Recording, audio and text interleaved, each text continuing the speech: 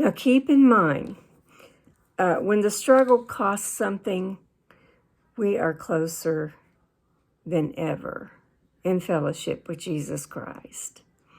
And if we know the fellowship of his suffering, we know the power of his resurrection. To be a messenger of the King, we have to be courageous and fearless to stand out from other men. The first commandment in verse 26, 27 speaks of double fearlessness. He says there is another hidden that will not be known. That means truth will triumph. He also tells us, or tells his men, not to be afraid to speak with boldness. Jesus has given them the message, and they must speak it boldly. In verse 27, it tells the true function of a preacher. They must listen in the dark hours, in the secret place with Christ, where he will speak to them. Here's the principle. No man can speak for Christ if Christ hasn't spoken to them. No man can speak for Christ if Christ hasn't spoken to them.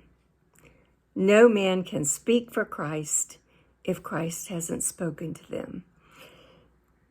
No man can proclaim truth unless he has listened to the truth, because he cannot tell what he doesn't know.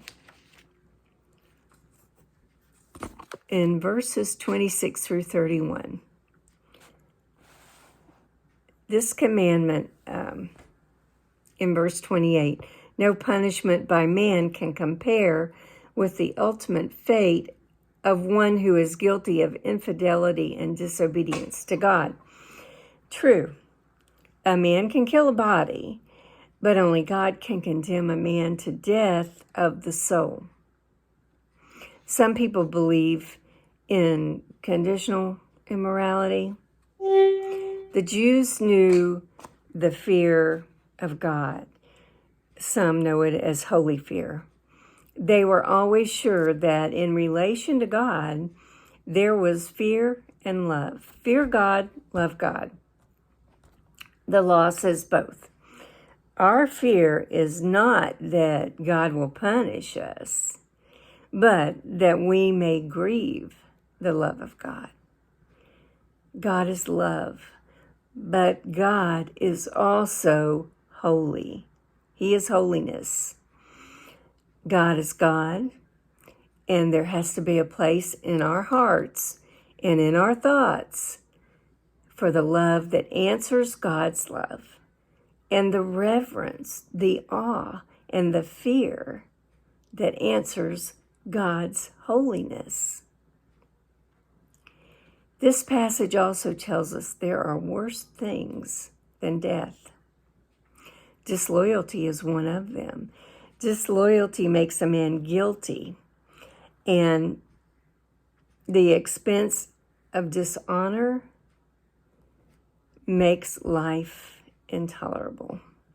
He can't face himself, and ultimately, he can't face God. Some things just cost too much. The commandment not to fear is based on the certainty of God's care for us. He cares for us. If he cares for the sparrows, surely he cares for us. And once again, the Jews would well understand what Jesus was saying. The coming of our daily bread is just as much an act of creation and the saving power of deliverance as it was for the Jews being delivered from Egypt. The God who rescued Israel, whose love for men is seen in omnipotence and in the great events of history, is seen in the day of nourishment of our bodies. Every single day we see it. So here's your principle. Whatever happens, you cannot drift beyond the love of God. Whatever happens, you cannot drift beyond the love of God. Whatever happens, you cannot drift beyond the love of God. We are surrounded by God's care, and our time is forever in God's hands. Matthew 10:32 and 33 speak about loyalty of the king's messenger and its reward. If a man is loyal to Jesus Christ in this life, Jesus Christ will be loyal to him in the life to come. If a man is proud to acknowledge that Jesus is his master, Jesus will be proud to acknowledge him as his servant.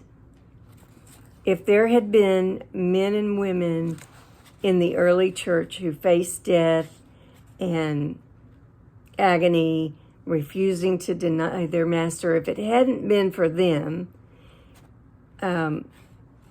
there would be no Christian church today.